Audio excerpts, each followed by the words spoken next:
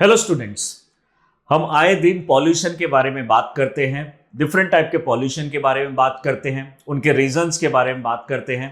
लेकिन क्या आपने सोचा है कि ये जो पॉल्यूशन है इसका ज्यादातर इम्पैक्ट हमें सर्दियों में यानी ठंड के समय ही क्यों दिखाई देता है? गर्मियों में ये पॉल्यूशन आखिर कहाँ चला जाता है, या फिर उसका इम्पैक्ट हमें कम क्यों दिखाई देता है? जबकि सर्दियों में भी हमारी सेम इंडस्ट्रीज, व्हीकल्स, एमिशंस वही सेम रेट से चल रहे हैं। स्टबल बर्निंग जबकि और ज्यादा यहां पे हमें दिखाई देती है। बट स्टबल बर्निंग अगर यहां पे विंटर में अगर ज्यादा हो रही है तो वहीं पे हमारे थर्मल पावर प्लांट जो है वो कम एनर्जी प्रोड्यूस कर रहे हैं, कम कोयला जलाया जा रहा है, तो पॉल्यूशन उससे कम भी होता है। यानी कहीं ना कहीं जो स्टबल बर्निंग हो रही है उससे हमारा एक तरीके से कंपनसेट हो रहा है जो हमारे थर्मल पावर प्लांट है उससे। थर्मल पावर प्लांट में हम एनर्जी कम प्रोड्यूस करते हैं क्योंकि हमारी जो रिक्वायरमेंट है, जनरली एसी फ्रिज की जो रिक्वायरमेंट है वो कम हो जाती है। सर्दियों में हमारे थर्मल पावर प्लांट्स कम काम करते हैं, कम एनर्जी प्रोड्यूस करते हैं और कम ही पॉल्यूशन प्रोड्यूस करते हैं और उसको कंपनसेट यानी उसको बैलेंस कर देते हैं स्टबल बर्निंग। तो ये तो हमारा बैलेंस हो गया, यानी सर्दियों में भी हमारा लगभग सेम अमाउंट का पॉल्यूशन एमिट हो रहा है, गर्मियों में भी हमारा सेम अमाउंट का पॉल्यूशन एमिट हो रहा है। लेकिन हम ज्यादातर नवंबर के महीने में ही क्यों ज्यादातर पॉल्यूशंस को देखते हैं? नवंबर दिसंबर ठंड में ही हमें क्यों दिखाई देता है ये पॉल्यूशन? आखिर ये स्मॉग क्या चीज है और ये कितने टाइप के होते हैं? आइए इस चीज को डिटेल में समझते हैं। This is our topic, environmental pollution, smog and its type. Smog और इट्स टाइप आप देख पा रहे होंगे यहाँ पे फोटो में, ये इंडिया गेट की फोटो है, अर्ली मॉर्निंग की फोटो है। यहाँ पे आपको इंडिया गेट प्रॉपरली नहीं दिखाई दे रहा है। आज के टाइम पे अगर आप ताजमहल को घूमने जाएंगे तो ताजमहल भी आपको, यानी अगर आप उसके गेट से एंटर करते हैं तो आपको ताजमहल सामने से नहीं दिखाई देगा। पूरा का पूरा वो कवर हो चुका है हेज के अंदर, ब्राउन हेज और व्हाइट हेज के अंदर में, जिससे हमारी जो विजिबिलिटी है बहुत ही ज्यादा कम हो चुकी है। आखिर ये ऐसा होता क्यों है और सर्दियों में इस तरह के इफेक्ट क्यों दिखाई देते हैं? ऐसा जो फॉग है ये तो हमारे बचपन में भी हुआ करता था, लेकिन उस टाइम पे इतनी विजिबिलिटी कम नहीं हुआ करती थी। लेकिन आज ये विजिबिलिटी इतनी कम क्यों होती है? हमारे पेरेंट्स के टाइम पे भी ये फॉग हुआ करता था, उस टाइम पे भी बहुत ज्यादा ठंड पड़ती थी, लेकिन पॉल्यूशन उतना ज्यादा क्यों नहीं होता था? ये इस चीज को समझते हैं। सबसे पहले देखते हैं कि ये स्मॉग है क्या चीज। स्मॉग दरअसल दो तरह के हमारे एरोजोल्स हैं, एक है इसमें स्मॉग और दूसरा है इसके अंदर में फॉग। स्मॉग की बात करें, SMOKE की अगर इसकी हम बात करें तो ये लिक्विड, गैस और जो हमारे सॉलिड्स होते हैं अगर वो हमारे एयर में मिक्स हो जाते हैं, उदाहरण के तौर पे जब हम किसी गार्बेज को बर्न करते हैं या फिर सिगरेट स्मोकिंग किया जाता है तो उस टाइम पे हमारे जो सॉलिड पार्टिकल्स हैं और जो गैसेस पार्टिकल्स हैं और यहां पे जो लिक्विड पार्टिकल जो कि गार्बेज या फिर सिगरेट में प्रेजेंट है वो भी हमारे एयर के साथ में मिक्स हो जाते हैं। तो जब ये तीनों के तीनों स्टेट, पार्टिकुलेट मैटर्स की स्टेट्स या फिर आप नॉन पार्टिकुलेट मैटर्स की जो स्टेट है, अगर वो एयर में मिक्स हो जाती है उसी को हम बोलते हैं स्मॉग।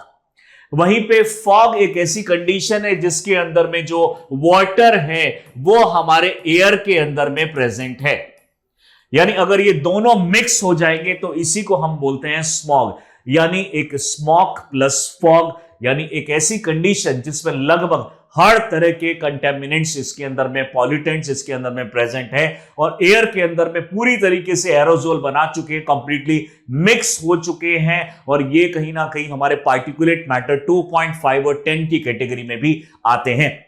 PM 2.5 अगर आपने सुना होगा, हमने ज्यादातर ये दो पार्टिकुलेट मैटर ही सुने हैं, एक है पार्टिकुलेट मैटर 10 और एक है पार्टिकुलेट मैटर 2.5।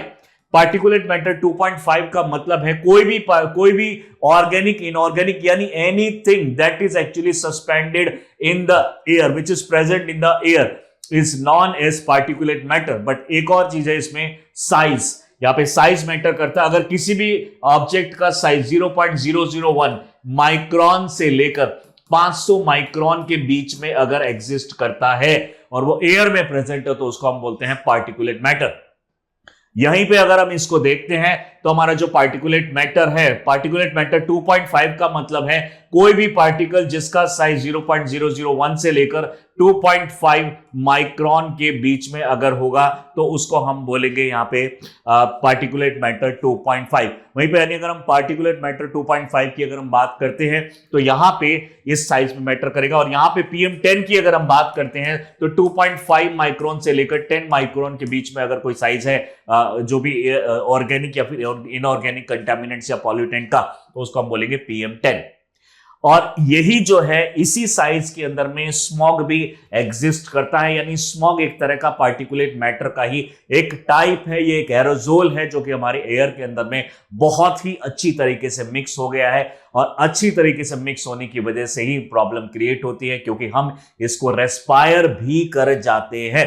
अब इन दोनों में से अगर हम देखेंगे तो छोटा साइज का ये 2.5 होगा, तो इसको हम बोलेंगे रेस्पायरेबल पार्टिकुलेट मैटर, और ये होगा हमारा सस्पेंडेड पार्टिकुलेट मैटर। यानी सस्पेंडेड जो है वो जनरली थोड़े से हैवी वेट होने की वजह से जनरली सेटल डाउन हो जाते हैं सरफेसेस के ऊपर में। आपने देखा होगा जब भी धूल आपकी गाड़ी के ऊपर में किसी सरफेस के ऊपर दम जाती है तो वो जनरली PM10 लेवल होता है, और जो एयर के अंदर में सस्पेंडेड रहती है हमेशा और हमारे ब्रीथ के सिस्टम में भी चली जाती है, यानी हमारे लंग्स के अंदर में भी चले जाते हैं, वो होते हैं PM2.5। तो definitely it's a growing concern, we have to reduce the PM2.5 level from our environment at any cost. यहां पे हमें ये करना ही होगा। तो इसी के मिक्सचर को हम बोलते हैं यहां पे smog, and it is caused by the large amount of the burning of the fuels. यानी कि अगर हम फोसिल फ्यूल को बर्न करते हैं, कोल को बर्न करते हैं और क्रूड ऑयल को बर्न करते हैं, यहाँ पे हम पेट्रोल डीजल को बर्न करते हैं, प्लस में जो इंडस्ट्रियल फ्यूम्स हमारी निकलती है, यानी जब मेटल्स को जब बर्न किया जाता है जिसको हम एक तरीके से बोलते हैं फ्यूम, जब भी हम मेटल को बर्न करेंगे और उसमें जो पार्टिकल्स निकलेंगे उसको बोलते हैं हम फ्यूम। तो ये सारी चीजें जो होती है ये बनाती है हमारा स्मॉग। स्मॉग में सूट पार्टिकल्स होते हैं, यानी सूट के मतलब होता है यहाँ पे जब किसी चीज को बर्न करके जो उसकी एशेस बहुत छोटे फॉर्म में निकल के आती है, या फिर किसी भी चीज को छोटे फॉर्म में कन्वर्ट करके एयर में जब ऐड कर दिया जाता है, चाहे वो नेचुरली हो चाहे वो आर्टिफिशियली, तो उसी को हम बोलते हैं सूट। यानी like smog, sulphur dioxide, nitrogen dioxide और भी बहुत सारे कंपोनेंट्स इस स्मॉग के अंदर में प्रेजेंट हैं। और आप देख पा रहे हैं अर्ली मॉर्निंग का ये सीन है, यहाँ पे आप किसी को भी क्लियरली नहीं देख पा रहे, विजिबिलिटी हमारी 1-2 मीटर की रह गई है। और इसके अंदर में अगर आपको प्रॉपरली आपने जो फॉग लाइट्स अगर उसको यूज नहीं किया तो एक्सीडेंट होने के भी बहुत ज्यादा चांसेस हैं। At least 2 distinct types of smog हमने डिस्टिंग्विश किए हैं। जनरली 2 टाइप के स्मॉग होते हैं, एक सल्फरस यानी जिसके अंदर में सल्फर डाइऑक्साइड ज्यादा प्रेजेंट होगा, और दूसरा है फोटोकेमिकल स्मॉग। फोटोकेमिकल स्मॉग का मतलब है ऐसा स्मॉग जो जनरली सनलाइट की प्रेजेंस में ज्यादा प्रोड्यूस होता है। वहीं पे जो सल्फरस होता है वो ऐसे फ्यूल से निकलता है जिसके अंदर में सल्फर ज्यादा होती है, और या फिर वोल्केनिक एक्टिविटी जिन कंट्रीज में ज्यादा होती है वहां पे सल्फरस टाइप का स्मॉग निकलता है। और जहां पे हमारे व्हीकल्स और इंडस्ट्रीज ज्यादा होती है और टेम्परेचर भी अच्छा होता है, वहां पे हमारा फोटोकेमिकल स्मॉग जनरेट होता है। फर्दर इसको अगर हम देखना चाहें तो इसके पीछे आखिर कॉन्सेप्ट क्या है, किस वजह से हमारा ये जो पॉल्यूशन है हमें सर्दियों में ज्यादा हार्म करता है as compared to the summers. यानी अगर हम सिंपल सी कंडीशन देखें, suppose this is our earth में आप जानते होंगे अर्थ के 10 किलोमीटर एरिया तक, यानी यहां तक एटमॉस्फेयर में, यहां पे सबसे ऊपर वाली जो यानी जो जस्ट इसके ऊपर वाली लेयर है उसको हम बोलते हैं ट्रोपोस्फेयर। ट्रोपोस्फेयर का मतलब है ट्रोपो का मतलब है चेंजिंग स्फीयर, यानी चेंजिंग जो बहुत जल्दी जिसकी जो डेंसिटी है, एयर डेंसिटी चेंज होती रहती है, यानी ट्रोपो होती रहती है, उसी को हम बोलते हैं ट्रोपोस्फेयर। और जनरली ये टॉप के हमारे जो अर्थ सरफेस से ऊपर 10 किलोमीटर तक एयर तक रहता है ट्रोपोस्फेयर। और उसके बाद धीरे धीरे करके ट्रोपोपोज आता है, 560 मीटर के आसपास का ट्रोपोपोज होता है, और उसके बाद में हमारा स्टार्ट हो जाता है स्ट्रेटोस्फेयर। यानी कि जो ज्यादातर जो हमारी एनवायरमेंटल कंडीशंस होती हैं वो होती हैं हमारी विद इन द ट्रोपोस्फेयर। अब जनरली होता क्या है, जब भी हमारी सनलाइट अर्थ सरफेस पे कोलाइड करती है तो यहां पे जैसे ही ये स्ट्राइक करती है हमारे एयर के particles, that they will become excited, they will absorb the sunlight. यानी जब भी आपको सनलाइट मिलेगी you will become excited. Energy मिलने के बाद अब आप उछलेंगे यानी आप जंप करेंगे। ये जंप करने के लिए पार्टिकल्स कहां जा सकते हैं, या तो ये ऊपर की डायरेक्शन में जाएंगे या ये नीचे की डायरेक्शन में जाएंगे।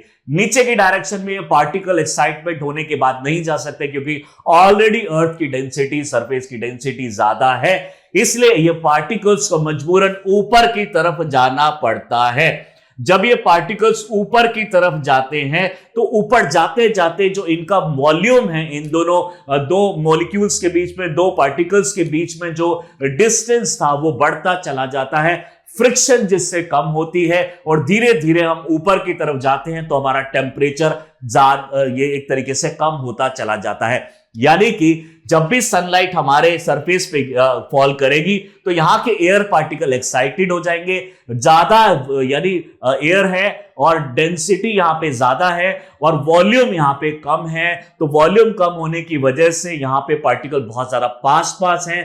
पास पास होने की वजह से जब ये एक्साइटमेंट होती है तो इनके अंदर में फ्रिक्शन होती है, फ्रिक्शन की वजह से हमारा टेम्परेचर बढ़ जाता है। यानी सनलाइट से डायरेक्टली हमारा टेम्परेचर नहीं बढ़ता है, टेम्परेचर हमारा बढ़ता है यहां पे फ्रिक्शन होने की वजह से। अब जैसे जैसे ये पार्टिकल एक्साइटमेंट होकर ऊपर की तरफ जाने लग जाते हैं, इनके बीचों बीच में जो डिस्टेंस है, इंटरमॉलिक्यूलर और इंटर एटॉमिक जो डिस्टेंस है, वो धीरे धीरे कम होता चला जाता है, फ्रिक्शन कम होता चला जाता है और धीरे धीरे ऊपर जाते वक्त हमारा जो है लाप्स रेट इस पे अप्लाई हो जाता है। यानी हर किलोमीटर पे हमारा 6.5 डिग्री सेल्सियस टेम्परेचर कम हो जाएगा जैसे जैसे एयर के पार्टिकल्स ऊपर की तरफ बढ़ते चले जाएंगे। तो ये एक नॉर्मल कंडीशन है। यहां पे अगर कोई इंडस्ट्रियल पॉल्यूशन एमिट हो रहा है तो इंडस्ट्रियल पॉल्यूशन का जो एयर के अंदर में मिक्स हो चुका है, डेफिनेटली उसका बहुत ज्यादा असर नहीं पड़ने वाला है, क्योंकि suppose this is our troposphere layer और ये जो एयर के पार्टिकल्स हैं, जैसे एयर के पार्टिकल जब ऊपर जाएंगे तो पॉल्यूशन भी धीरे धीरे करके ऊपर चला जाएगा और धीरे धीरे वो काफी ज्यादा यानी 8, 10, 15, 20 किलोमीटर तक भी ये पॉल्यूशन चला जाता है और हमें डायरेक्टली इसका कोई हार्मफुल इफेक्ट नहीं दिखाई देता समर्स में compared to the cold region. वहीं पे अगर हम दूसरी कंडीशन देखते हैं, suppose this is our earth but we are now considering the winter condition. Winter condition के अंदर में यही जो चीज है थोड़ा सा रिवर्स हो जाती है। आप जानते हैं कि समर्स के अंदर में जब आप सुबह उठते हैं, यानी अगर आप सुबह उठ के जब पढ़ते हैं 4 बजे के आसपास, तो 4, साढ़े 4 बजे से 5, साढ़े 5 बजे तक के बीच में हमारा सबसे कोल्डेस्ट टाइम पीरियड होता है। उस टाइम पे सबसे ज्यादा ठंड होती है, क्योंकि उस टाइम पे जनरली क्या होता है, समर्स के टाइम पे जो हमारी वाटर बॉडीज हैं क्लाउड फॉर्मेशन कर देती है इवेपोरेशन की वजह से, यानी पानी को ज्यादा टेम्परेचर मिलेगा, वो एक तरीके से धीरे धीरे ऊपर जाएगा और वो क्लाउड फॉर्मेशन कर लेगा। तो जो भी सनलाइट हमने डे टाइम पे रिसीव की है वो नाइट टाइम पे सन की एब्सेंस में धीरे धीरे करके रेडिएट बैक होने लग जाती है। जब वो रेडिएट बैक होने लग जाती है तो उस कंडीशन के अंदर में हमारी जो सनलाइट है वो उसका जो इंपैक्ट है वो धीरे धीरे, यानी जो हीटिंग इंपैक्ट है, धीरे धीरे कम होता चला जाता है और जैसे जैसे वो ऊपर की तरफ जाता है हमारा जो अर्थ है वो कोल्ड होता चला जाता है, क्योंकि वार्म एयर वो ऊपर जा चुकी है। लगभग ये जो एमिशन का जो इफेक्ट है ये शाम के 6, साढ़े 6 बजे स्टार्ट हो जाता है और सुबह 4:30 बजे तक ये एमिशन चलता चला जाता है। लेकिन 4:30 बजे के बाद में तक हमारी जो सारा एमिशन जो है वो हो चुका है, यानी जो भी डे टाइम पे एनर्जी रिसीव की थी वो सारी लूज हो चुकी है 4:30 बजे तक। लेकिन अभी तक सन नहीं आया है, सन को आने में अभी 1 घंटा है, यानी 5:30 बजे के आसपास में सन आएगा। तो ये जो टाइम पीरियड होता है जिस टाइम पे अर्थ हमारी सारी की सारी हीट को लूज कर चुकी है, नई सनलाइट अभी आई नहीं है, तो इस टाइम पे सबसे ज्यादा यानी सबसे लोएस्ट टेम्परेचर यहां पे रहता है। और ये एक नॉर्मल फिनोमिना है और ये जब ये रिसीव कर रहा है, यानी ये जब ये ट्रांसमिट कर रहा है, इसके साथ साथ में पॉल्यूशन के पार्टिकल्स भी ऊपर की तरफ चले जाते हैं, तो हमें ज्यादा हार्म नहीं होता। वहीं पे हम विंटर वाली कंडीशन देखते हैं। विंटर वाली कंडीशन में होता है हमारा टेम्परेचर इन्वर्जन। टेम्परेचर इन्वर्जन या फिर आप इसको बोल सकते हैं रेडिएशन इन्वर्जन। रेडिएशन इन्वर्जन या फिर इसको और आप बोल सकते हैं कैटाबैटिक इन्वर्जन या फिर कैटाबैटिक कंडीशन। यानी ये तीनों कंडीशन लगभग एक ही जैसी कंडीशंस हैं जिसके अंदर में हमारा पॉल्यूशन का लेवल बढ़ने के चांसेस बढ़ जाते हैं। टेम्परेचर इन्वर्जन बोल सकते हैं, रेडिएशन इन्वर्जन बोल सकते हैं, या फिर कैटाबैटिक इन्वर्जन, इसके अंदर में आप इसको यूज कर सकते हैं। यहां पे जब हम देख पा रहे हैं, सपोज कीजिए तो हमारा जो विंटर है, विंटर के अंदर में जो अर्थ है, अब अगर हम सपोज कीजिए दिस इज आवर अर्थ और ये है हमारा ट्रोपोस्फियर, तो ऊपर से आने वाली जो सनलाइट है, अब सनलाइट क्योंकि विंटर सीजन है, सनलाइट बहुत ज्यादा नहीं आएगी, तो जितनी भी सनलाइट हमारे अर्थ तक पहुंची है, जो कम अमाउंट की सनलाइट है, वो धीरे धीरे 6 साढ़े 6 बजे के बाद में जब हमारा सन पूरा सेट हो जाएगा, उसके बाद में पूरी तरीके से ये धीरे धीरे बाहर निकलने लग जाएगी। जब ये बाहर निकलने लग जाएगी तो अगर इसके लिए 3 कंडीशन होना बहुत जरूरी है। एक तो एनवायरनमेंट के अंदर में स्टेबिलिटी का होना बहुत ज्यादा जरूरी है, यानी अगर स्टेबल एनवायरनमेंट नहीं होगा, यानी एयर अगर स्टेबल नहीं है तो हमें ज्यादा पॉल्यूशन देखने को नहीं मिलेगा, जो कि एक बहुत अच्छी बात है। दूसरी कंडीशन है कि हमारा जो स्काई है वो क्लियर होना चाहिए, क्लियर स्काई होना चाहिए, यानी क्लाउड्स यहां पे नहीं होने चाहिए, क्लाउड्स यहां पे नहीं होने चाहिए। और तीसरी कंडीशन है कि विंटर लॉन्ग टाइम की होनी चाहिए, लॉन्ग विंटर डे, यानी जो टाइम है, यानी नाइट जो है, लॉन्ग विंटर नाइट होनी चाहिए। यानी अगर 3 कंडीशन क्वालिफाई करती है, यानी लंबी रातें हो सर्दियों के अंदर में, खुला आसमान हो, यानी जो क्लाउड फॉर्मेशन वो ना हुई हो, और तीसरी कंडीशन है हमारी एयर स्टेबल हो, यानी बहुत ज्यादा फास्ट रेट से एयर का मूवमेंट ना हो, तो इस कंडीशन में पॉल्यूशन हमें ज्यादा देखने को मिलता है।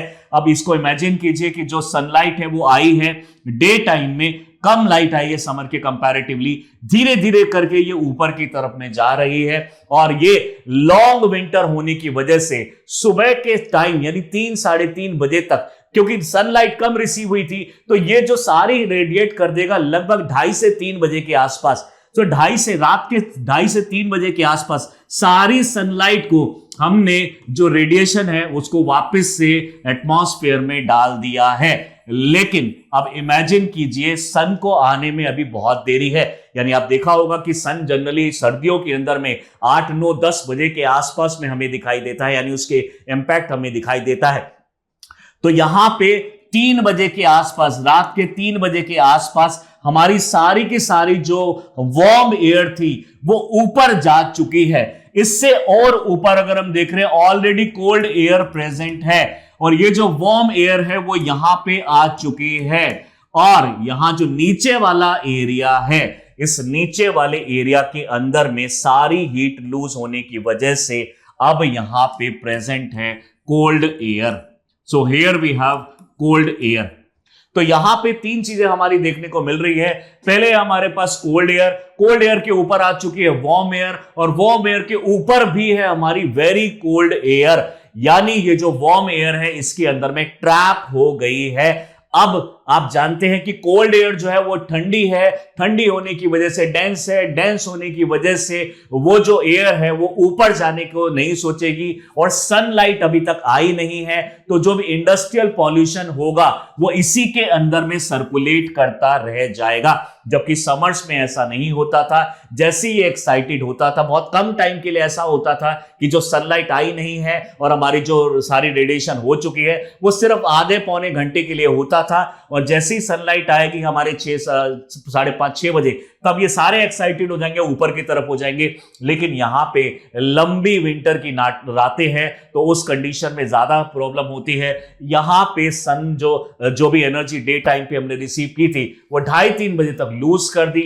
लूज करने के बाद नई जो सनलाइट आएगी, नए दिन की शुरुआत होगी, उसके अंदर में 6-7 घंटे का गैप हो जाता है, और उस 6-7 घंटे के गैप के अंदर में जो हीट हम लॉस कर चुके हैं, यहां पे नीचे वो कोल्ड एयर प्रेजेंट हो जाती है। यहां पे कोल्ड एयर होने की वजह से वो ज्यादा ऊपर जाने की टेंडेंसी नहीं रहती है, और जब ये ऊपर नहीं जाएगी तो जो भी पॉल्यूशन होगा वो हमारे सराउंडिंग में ही घूमता रहेगा। इसी वजह से हमें सर्दियों के अंदर में ज्यादा टेम्परेचर, यानी कम टेम्परेचर के अंदर में ज्यादा पॉल्यूशन देखने को मिलता है। तो इस फोटो के थ्रू हम यहां पे समझ सकते हैं so this is the layer of the warm air. इस चीज को हम बोलेंगे टेम्परेचर इन्वर्जन या फिर रेडिएशन इन्वर्जन या फिर कैटापैटिक इन्वर्जन भी इसको बोला जा सकता है। यह है कोल्ड एयर, क्योंकि डे टाइम पे जो भी सनलाइट रिसीव की थी वो ऊपर यानी रेडिएट बैक करके इस वाले लेयर में आ चुकी है, यानी रात के 3 बजे के आसपास। इससे ऊपर ऑलरेडी आप देख रहे हैं वेरी कोल्ड एयर यहां पे प्रेजेंट है, और यहां जो है ये वाली लूज कर चुकी है, तो डेफिनेटली ये कोल्ड एयर प्रेजेंट होगी। और कोल्ड एयर जो है आप जानते हैं भारी होने की वजह से ज्यादा ऊपर नहीं जा पाएगी। तो आप देखेंगे कि 10 बजे के आसपास, 10-11 बजे के आसपास ये पॉल्यूशन जो है ये धीरे धीरे कम होने लग जाता है, क्योंकि सनलाइट यहां पे जब प्रॉपरली यहां पे फॉल करने लग जाएगी तब यहां के पार्टिकल भी कोल्ड एयर जो है वो रिप्लेस हो जाएगी वार्म एयर से, और वो एक्साइटमेंट होने के बाद वो they will actually move in the upward direction and they will remove the atmospheric pollution from the near by surface of the earth.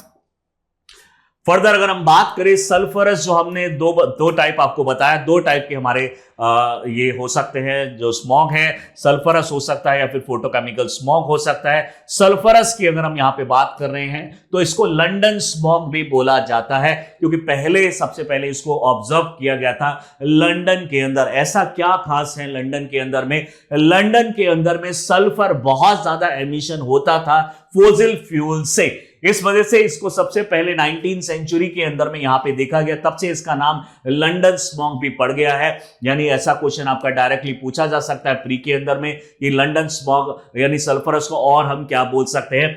तो this type of smog is aggravated by the dampness. अगर dampness ज्यादा है यानी नमी अगर ज्यादा है air के अंदर में, मॉइस्चर अगर ज्यादा है, तो हमें ज्यादा ये इस तरह की कंडीशन दिखाई देगी। High concentration of the suspended particulate matter, यानी सल्फर अगर ज्यादा हो जाए, यानी फोसिल फ्यूल से निकलने वाला सल्फर, कोल स्पेशली एक मेजर इसका सोर्स होता है सल्फर का, तो अगर वहां से अगर ये निकल जाता है हाइड्रोजन सल्फाइड, ये H2S की फॉर्म में भी निकलता है, SO2 की फॉर्म में भी निकलता है, मिथाइल सल्फाइड की फॉर्म में भी ये निकलता है, तो बहुत सारे फॉर्म में ये सल्फर निकल के आता है। और जिन कंट्रीज के अंदर में वोल्केनिक एक्टिविटीज बहुत ज्यादा होती है वहां भी हमें ये पॉल्यूशन जो है सल्फर वाला ज्यादा दिखाई देता है। तो ये स्मॉग है हमारा सल्फरस स्मॉग। यानी आप यहां पे देख पा रहे हैं कि इस तरह के इंडस्ट्रीज या फिर व्हीकल से निकलने वाले स्मॉग जो है ऊपर की तरफ में कोल्ड एयर है, कोल्ड एयर होने की वजह से ज्यादा दूर नहीं पहुंच पाता और ये आसपास ही इस तरीके से घूमता रहता है। ग्रे इंडस्ट्रियल स्मॉग ये बन के यहां पे आसपास सर्कुलेट करता रहेगा। वहीं पे अगर हम सेकेंड टाइप ऑफ स्मॉग की अगर हम बात करें, फोटोकेमिकल स्मॉग। फोटोकेमिकल स्मॉग की अगर हम यहां पे बात कर रहे हैं तो फोटोकेमिकल स्मॉग बनता है एक रिएक्शन से। उदाहरण के तौर पे आप मानिए कि हमारे पास जो एटमॉस्फेयर में नाइट्रोजन डाइऑक्साइड है NO2, अब सनलाइट जब इसके ऊपर फॉल करेगी तो NO2 will break into 2 parts. NO will separate from the oxygen. Single अगर ऑक्सीजन होता है तो उसको बोलते हैं हम नेसेंट ऑक्सीजन। ये जो नेसेंट ऑक्सीजन है ये हमारे एटमॉस्फेरिक ऑक्सीजन के साथ रिएक्ट कर जाता है और बना लेता है ओजोन। आप सोच रहे होंगे तो ओजोन है, ये तो स्ट्रेटोस्फेयर में होगा, definitely not. This ozone is actually known as ground level ozone, जो कि हमारे लिए बहुत ज्यादा हार्मफुल हो सकती है। एक ओजोन है जो स्ट्रेटोस्फेयर में प्रेजेंट है, यूवी रेज से हमें बचाती है, बहुत सारी इंफ्रारेड रेज से हमें बचाती है, लेकिन ये दूसरा ओजोन है जो कि हमारे सरफेस के आसपास में रहता है। When this nitrous oxide react with the ozone it will again form the nitrogen dioxide, but ये नाइट्रोजन डाइऑक्साइड ये अब काफी ज्यादा सरफेस के क्लोज आ चुका है, क्योंकि जैसे जैसे कॉन्सेंट्रेशन बढ़ेगा ये ऊपर की तरफ भी जाएगा, नीचे भी जाएगा। तो जो NO था वो टूटने के बाद बहुत सारे NO2 यहां पे मिलेंगे, ये नीचे की तरफ बनेगा और ये O2 के साथ दोबारा से रिएक्ट कर सकता है। वहीं पे जो NO2 हमारा मिला वो हमारे वोलेटाइल जो ऑर्गेनिक कंपाउंड है, VOCs है, वोलेटाइल ऑर्गेनिक कंपाउंड, जो जनरली हाइड्रोकार्बन्स होते हैं, अनबर्न्ड हाइड्रोकार्बन्स। यानी जब भी इंडस्ट्रियल या फिर व्हीकल के अंदर में अनबर्न्ड फ्यूल होगा तो वहां से निकलने वाला जो सूट है, स्मोक है, उसी को हम बोलते हैं volatile organic compound, VOC, volatile organic compound. ये हाइड्रोजन कंपाउंड्स होते हैं और ये जो कंपाउंड्स होते हैं when these compounds react with each other with the specially with the NO they will produce the NO2, फिर दोबारा प्रोड्यूस हुआ और बहुत ज्यादा क्वांटिटी में इन रिएक्शंस के अंदर में पैन प्रोड्यूस हो जाता है। पैन मींस पर ऑक्सिल एसिटाइल नाइट्रेट C2H3NO5 इस तरीके से यहां पे फॉर्म हो जाता है C2H3NO5।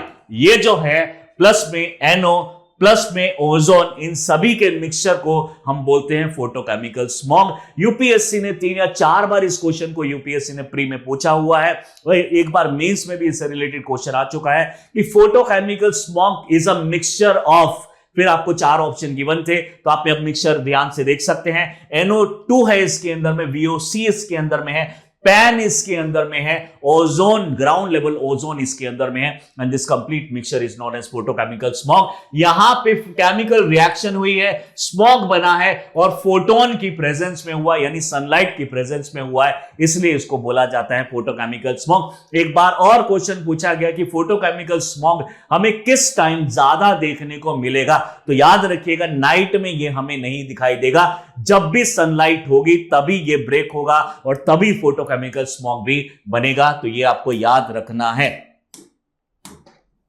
So photochemical smog is known as the Los Angeles smog. Definitely यहां पे हमें देखने को मिला था, हमें ज्यादा देखने को मिलता है, इसीलिए इसको लॉस एंजेलिस स्मॉग बोलते हैं। Photochemical smog occur mostly prominently in the urban areas, definitely क्योंकि वहां पे नॉक्स जो है हमारे पास या फिर VOC जो है हमारे पास, पैन जो है ज्यादा फॉर्मेशन होगा, that of large number of the automobiles, nitrogen oxide और the primary emission. Photochemicals generally summer smoke को हम बोलते हैं, यानी हमें बहुत ज्यादा दिखाई देता है क्योंकि टेम्परेचर इसके लिए चाहिए। Form and pollutants such as nitrogen oxide, primary pollutant in the organic compound, primary pollutant react together in the presence of the sunlight, यानी जो हमारे प्राइमरी पॉल्यूटेंट्स है जब धीरे धीरे करके वो रिएक्ट करते हैं और उसके बाद में सेकेंडरी पॉल्यूटेंट बन जाते हैं, तो सेकेंडरी पॉल्यूटेंट की कैटेगरी में आता है हमारे फोटोकेमिकल स्मॉग, यानी 2 प्राइमरी कंपोनेंट जो हमारे मिलके सेकेंडरी कंपोनेंट बनाएंगे और सेकेंडरी कंपोनेंट को ब्रेक करना बहुत ज्यादा डिफिकल्ट हो जाता है, और इसी गैस को हम बोल रहे हैं यहाँ पे एक तरीके से फोटोकेमिकल स्मॉग, और ये एक ब्राउन तरह का हेज बना लेता है। हेज का यहां पे मतलब है विजिबिलिटी बहुत कम हो जाती है, ब्राउन कलर का धुआं जैसे आपको दिखाई देगा, आईज में बर्निंग होने लग जाती है, हेडेक भी इससे हो सकता है आपको, और नर्वस सिस्टम भी इससे डिस्ट्रॉय हो सकता है अगर ये ज्यादा क्वांटिटी में हो जाए। Sulphur, nitrogen dioxide, sunlight, hydrocarbon, ये सब मिला के जो ओजोन स्ट्रेटोस्फेयर है वो एक तरीके से, ये वो वाली ओजोन नहीं की उसकी बात नहीं करें जो स्ट्रेटोस्फेयर में, बाकी जो है उसकी हम बात करें जो ग्राउंड लेवल पे है, और ये ग्लोबल वार्मिंग से बचाती है। लेकिन ये जो दूसरा जो ओजोन है ये हमें बहुत ज्यादा फोटोकेमिकल स्मॉग ये कर सकता है और ये प्रॉब्लम क्रिएट करता है। लाइट ब्राउनिश कलर का ये होता है, विजिबिलिटी को कम कर देता है, प्लांट डैमेज कर सकता है, इरिटेशन हो सकती है आई के अंदर में, रेस्पिरेटरी डिस्ट्रेस हो सकता है, और भी बहुत सारे प्रॉब्लम्स हो सकते हैं हमारी बॉडी के अंदर में। जैसा कि मैंने अभी बताया आपको, nitric oxide, nitrogen dioxide, hydrocarbon जब इनकम्प्लीट कंबशन होता है, या फिर नाइट्रिक ऑक्साइड जब यहां से निकलता है, व्हीकल से निकलता है, इंडस्ट्रीज से निकलता है, ये जब सनलाइट की प्रेजेंस में ब्रेक हो जाता है, ब्रेक होने के बाद इस तरह से सारे रिएक्शन होता है, और यहां से कई बार ऑयल और टैंक से जो लीकेज होती है, जो वोलेटाइल कंपाउंड्स होते हैं वो इसमें मिक्स हो जाते हैं, और ये बना लेता है एक ब्राउन कलर का हेज, जिसमें मिक्सचर होगा हमारे ओजोन का, पैन का, एल्डिहाइड का, एक्रोलीन का, और भी बहुत सारे कंटेमिनेंट्स इसके अंदर में प्रेजेंट हो सकते हैं। डेफिनेटली बैड इंपैक्ट पड़ता है इसका हमारे ऊपर। एटमॉस्फेरिक जो लॉस एंजेलिस है, बीजिंग की बात करें, दिल्ली की बात करें, मैक्सिको सिटी की बात करें, अदर सिटीज की बात करें, are increase by inversion that trap pollution close to the ground. यानी अभी कुछ टाइम से आप देख रहे होंगे कि चाइना के अंदर में ये कहा जा रहा है कि चाइना ने बहुत अच्छा इंप्रूवमेंट किया है PM 2.5 लेवल को, स्पेशली बीजिंग में उन्होंने पॉल्यूशन को काफी हद तक कम कर लिया है। तो उन्होंने इसी चीज के ऊपर में वर्क किया है कि टेम्परेचर के अंदर में इतना ज्यादा डिफरेंस ना रहे, प्लस में किस टाइम पे इंडस्ट्रीज को ओपन रखना है, किस टाइम पे इंडस्ट्रीज को क्लोज रखना है, वर्किंग आवर्स क्या होने चाहिए, और ये सारी चीजें, फॉरेस्टेशन बढ़ाया है उन्होंने, और ये सारी चीजें करके बीजिंग जो है वहां पे बहुत कम पॉल्यूशन हो गया है पिछले 1-1.5 साल में। टेम्परेचर इन्वर्जन की अगर हम बात करें, डेफिनेटली इसका इंपैक्ट बहुत ज्यादा पड़ रहा है। हाईली टॉक्सिक कंटामिनेंट्स हमारे आसपास घूमते रहते हैं, जिससे सिकनेस और हमारी जो लाइफ है वो भी कम हो रही है। यानी अगर हम ह्यूमन डेवलपमेंट इंडेक्स के अकॉर्डिंगली अगर हम देखें तो वो बताता है कि जहां जहां पे पॉल्यूशन ज्यादा होता है, जिन जिन सिटीज में पॉल्यूशन बहुत ज्यादा होता है, तो स्पेशली जो टॉप 20 मोस्ट पॉल्यूटेड सिटीज हैं वर्ल्ड की, जिसमें दिल्ली टॉप पे है, जिसमें कोलकाता भी है, जिसमें अहमदाबाद भी है, ये जो सिटीज हैं यहां पे एवरेज जो हमारी लाइफ है वो 3-3.5 साल कम हो चुकी है, और जो टॉप में है वहां पे 6 साल कम हो चुकी है। यानी अगर आप दिल्ली के अंदर में रहते हैं तो आपकी एवरेज लाइफ लगभग 6 साल कम हो चुकी है। और अगर आप इसको कंटिन्यू करते रहेंगे तो यहां पे पॉल्यूशन की वजह से ये धीरे धीरे और भी कम हो सकती है। एवरेज जो लाइफ है इंडिया के अंदर में अभी 68 ईयर्स के आसपास है। अगर उसमें 6 साल कम कर दिया जाए तो 62 के आसपास में मोस्ट पॉल्यूटेड सिटीज में, और 65 के आसपास में पॉल्यूटेड सिटीज में, और रूरल एरियाज में 68 के आसपास में अभी आज एवरेज लाइफ चल रही है। Smog is a combination of airborne particulate matter, soothes invisible toxic gases, ozone, carbon dioxide, and sulfur dioxide, which are carcinogenic in nature. That means they can cause cancer in our body. Temperature inversion सबसे बड़ा इसका जो problem है, specially जो सर्दियों में होने वाला स्मॉग है। प्रेसिपिटेशन यहां से हमारा धीरे धीरे कम होता जा रहा है, क्योंकि जैसे जब गर्म एयर हमारे आसपास होगी और वो धीरे धीरे ऊपर जाके कोल्ड एयर होगी, और कोल्ड एयर बादल बनाएगी, बादल बनाने के बाद में वहां पे रिवर्स एडियाबैटिक लगेगा और वहां पे वो ड्यू पॉइंट अचीव करके बारिश कराएगा। लेकिन जब हाई टेम्परेचर ऊपर हो और लो टेम्परेचर नीचे है तो ये एयर ऊपर उठ ही नहीं पाएगी, लैप्स रेट उसके ऊपर लगेगा ही नहीं, ड्यू पॉइंट अचीव होगा ही नहीं, और यहां पे हमारा जो फॉग है वही रह जाएगा और प्रेसिपिटेशन कम होगा, और फिल्टर हमारा जो एटमॉस्फेयर है वो नहीं हो पाएगा। हेज जो बनता है ये हमारी जो विजिबिलिटी है उसको भी कम कर देता है, जो कि बहुत सारे एक्सीडेंट भी देखने को मिलते हैं हमें सर्दियों के टाइम में। These are the very very important topics for our UPSC exam. हमारे एग्जाम में बहुत ही फ्रिक्वेंटली क्वेश्चन पूछे जाते रहे हैं। जैसा मैंने अभी एग्जांपल भी दिया आपको, फोटोकेमिकल स्मॉग लास्ट 10 ईयर में 2-3 बार पूछा जा चुका है। अगर 15 साल में देखें तो 4-5 बार ही पूछा जा चुका है। तो इस तरह के टॉपिक्स बार बार आते रहे हैं, और इनके जो मेन जो कॉन्सेप्ट्स हैं अगर वो आपको क्लियर हो जाए तो डेफिनेटली आप किसी भी तरह के क्वेश्चन को इजिली कर सकते हैं। और भी इस तरह के इंफॉर्मेटिव वीडियोस को देखने के लिए do subscribe our channel Chahal academy. Thank you.